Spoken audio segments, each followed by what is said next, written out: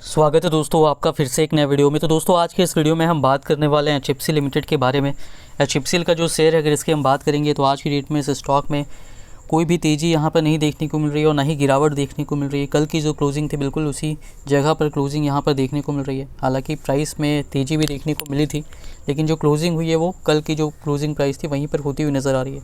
तो इस स्टॉक से रिलेटेड क्या न्यूज़ है इसके बारे में उसके बारे में हम बात करने वाले हैं और आगे क्या हो सकता है वो भी हम यहाँ पर देखने वाले हैं।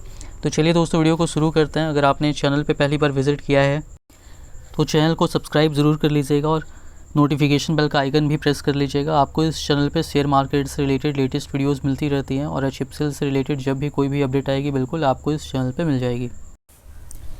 अगर दोस्तों हम बात करेंगे एचएफसीएल की तो प्रीवियस क्लोजिंग 83 रुपये और 45 पैसे पे थी और आज की जो क्लोजिंग है ये भी 83 रुपये और 45 पैसे पे ही है। ओपनिंग की बात करेंगे तो ओपनिंग हुई थी 83 रुपये और 40 पैसे पे। उसके बाद इस स्टॉक ने यहाँ पर जो है 85 रुपये और 25 पैसे तक का हाई भी बनाया था। उसके बाद जो है यहाँ पर 83 रुपये 45 पैसे पे क्लोजिंग हुई है। तो देखिए इस स्टॉक में दोस्तों पहले भी लगातार इसी तरीके से हो रहा है। स्टॉक जो है 85 से 86 रुपये के रेंज तक जाता है और फिर यहाँ पर से गिर करके वापस नीचे आ रहा है। तो इस बार भी देखिए उसी रेंज तक को यहाँ पर स्टॉक ने आज की डेट में टच किया था, 85 रुपये के ऊपर गया था। फिर से हालांकि क्लोजिंग उससे थोड़ी नीचे हुई है, लेकिन अभी भी इस लेवल को ये तोड़ने की कोशिश करता हुआ नज़र आ सकता है। अगर यहाँ पर जो है 86-87 रुपये के ऊपर सस्टेन करता है तो फिर ऊपर तेज़ी देखने को मिलेगी, नहीं तो यहाँ पर रेसिस्टेंस फेस करना पड़ेगा और वापस से हो सकता है कि थोड़ी सी गिरावट देखने को मिले। 78 रुपये तक के लेवल तक नॉर्मली गिरता है, फिर से तेज़ी देखने को मिले, वही यहाँ पर होता हुआ नज़र आएगा। तो ये काफ़ी इंपॉर्टेंट लेवल पे यहाँ से ऊपर भी जा सकता है और अगर ऊपर रेसिस्टेंस फेस करना पड़ा तो थोड़ा 1-2% नीचे भी आ सकता है, जैसा कि पहले यहाँ पर होता है।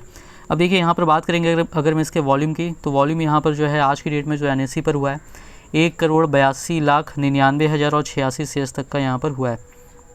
और अगर हम बात करेंगे बीएसई के वॉल्यूम की तो यहाँ पर वॉल्यूम हुआ है 9,34,000 और 559 शेयर्स तक का।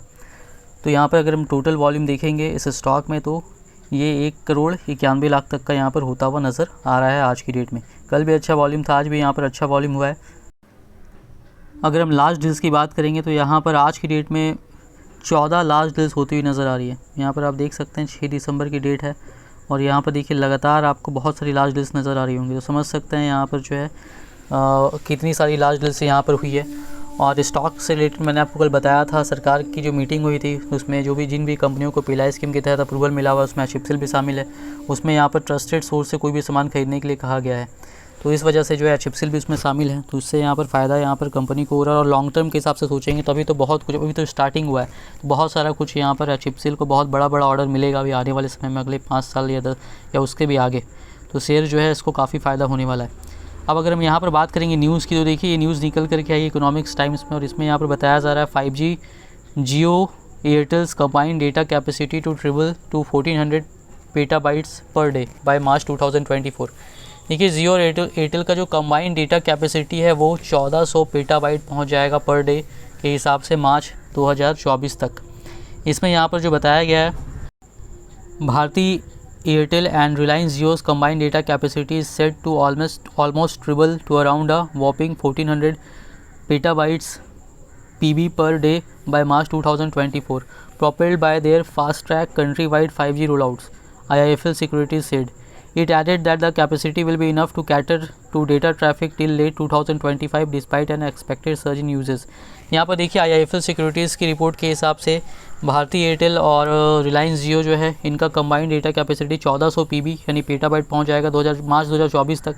और क्योंकि काफ़ी तेज़ी से फास्ट ट्रैक लेवल पे पूरे देश में ही इनका 5G रोल आउट का काम चल रहा है और ये जो डेटा कैपेसिटी है ये 2025 तक के लिए ये काफ़ी होगा। उसके बाद अगर यूजर्स बढ़ते भी हैं तो भी वो उनको यहाँ पर जो मैनेज कर लेगा।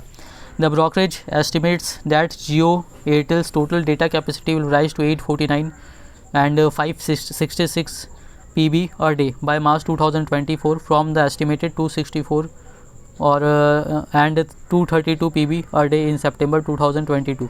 A PB equals a million gigabytes.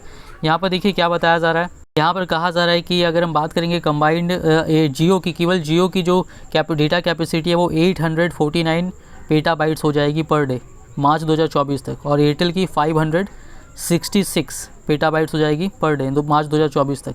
तो काफ़ी तेज़ी से बढ़ेगा। फ़िलहाल जियो की 264 है, ये बढ़ के 849 पेटाबाइट्स हो जाएगी। और भारती एयरटेल की 232 पीबी है, वो 566 पीबी हो जाएगी। और 1 पेटाबाइट में दोस्तों 1 मिलियन गीगाबाइट होता है। तो समझ सकते हैं कि इतना ज़बरदस्त तरीके से भी या 5G आएगा तो फिर डेटा का कंजप्शन भी यहाँ पर बढ़ने वाला है। अब यहाँ पर बात करेंगे तो जो एनालिस्ट हैं IIFL में, उन्होंने यहाँ पर एस्टिमेट किया है Airtel's total 5G outlay including spectrum spends will be only 50% of Jio's stated ₹2 lakh crore 5G capex if the Sunil Mittal led telco does not bid for pricey 5G airwaves in the 700 megahertz band in future auctions. देखिए जो capex total use होने वाला है, जियो ने कहा है कि 2 लाख करोड़ वो यहाँ पर यूज़ करने वाली है।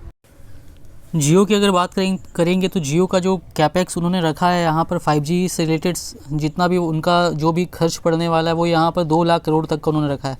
तो इसके हिसाब से यहाँ पर IIFL का कहना है कि एयरटेल का जो भी एस्टिमेट होगा, उनका जो भी स्पेंड होगा वो यहाँ पर जियो का 50% ही यहाँ पर रहने वाला है। उनका इससे ज़्यादा तभी बढ़ सकता है अगर जो एयरटेल है, जो सुनील मित्तल जी की कंपनी है, वो यहाँ पर जो है 5G जो 700 मेगाहर्ट्ज स्टैंडलोन के लिए चाहिए, वो भी यहाँ पर रिलायंस जियो ने ख़रीदा है। वो भी अगर ख़रीदते हैं आगे चल करके फ्यूचर में, तो फिर उनका कॉस्ट यहाँ पर जो है बढ़ सकता है। But they added that in the medium term Airtel's strategy on eventual migration to a 5G standalone network and rural 5G roll out would determine its future capex trajectory. तो यहाँ पर जो है ये आगे चल करके अगर कैपेक्स बढ़ेगा, अगर एयरटेल स्टैंडलोन पे माइग्रेट करता है और बाकी कुछ भी, तो वो फ्यूचर कैपेक्स के में फिर वो यहाँ पर बढ़ता हुआ नज़र आ सकता है। अगर एयरटेल वो करेगा उसके बाद ही वो यहाँ पर कहा जा सकता है। फिलहाल यहाँ पर जो बात है for its 5G roll out Airtel has opted for the non standalone NSA mode which is more evolve now with over 90% of the global 5G traffic running on such networks.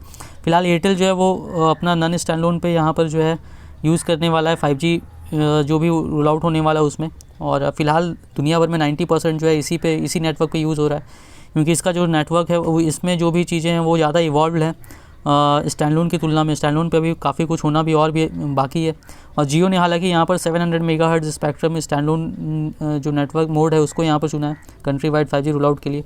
Standalone mode जो है वो 5G का superior version है, लेकिन इसका जो device ecosystem है वो अभी भी पूरे तरीके से इवॉल्व यहाँ पर फुल्ली नहीं हुआ है।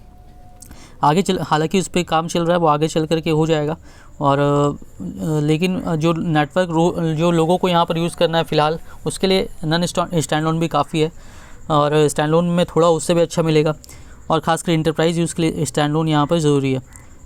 Jio is targeting country wide 5G coverage by December 2023 and Airtel by March 2024। Jio ने यहाँ पर टारगेट रखा है कि दिसंबर 2023 तक पूरा 5G कवरेज पूरे ऑल ओवर इंडिया में पहुँचा लेंगे, और एयरटेल ने मार्च 2025 तक का यहाँ पर जो है टारगेट रखा हुआ है। IIFL ने यहाँ पर जो है बताया भी है कि यहाँ पर कि जो भी चीज़ें यहाँ पर अगर हम बात करेंगे तो एयरटेल को स्टैंडलोन में जाने के लिए अगर जाना भी चाहती है तो फाइनेंशियल ईयर 2025 तक का टाइम यहाँ पर लग जाएगा।